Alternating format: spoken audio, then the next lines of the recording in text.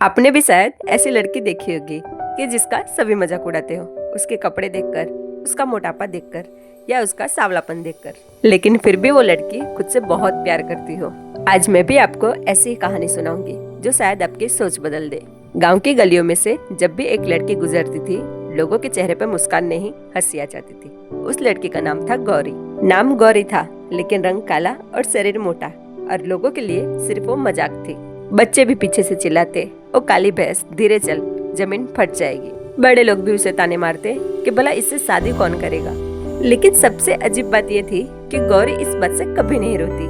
वो रोज सुबह आईने के सामने खड़ी हो जाती और खुद को देखकर बहुत खुश होती और धीरे से कहती, मैं जैसे भी हूँ अच्छी हूँ, मुझे खुद से प्यार है और मुझसे कोई नहीं छीन सकता। गौरी बाकी लड़कियों के जैसे नहीं थी। उसे सजना संवरना बिल्कुल पसंद नहीं था।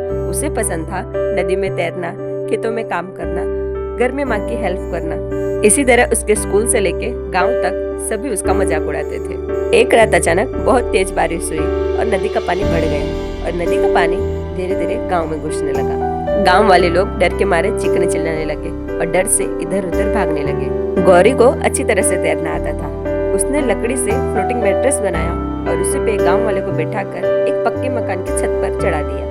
उसी बीच पता चला कि एक मिट्टी का घर गिर गया और एक लड़का और उसकी माँ उस घर में फंसे हुए हैं। और गौरी चिल्लाकर बोली, तुम घबराओ मत, मैं आ रही हूँ। पूरा गांव सन्न रह गया और गौरी की बात सुनकर पूरे गांव वाले हंसने लगे। तू क्या बचाएगी, तू तो खुद ही उसमें डूब जाएगी। गौरी हिम्मत करके तैरते हुए वहां घर तक पहुंची और बिना समय गवाए बच्चे को अपनी पीठ पर बिठाया और माँ का कसकर हाथ पकड़ लिया।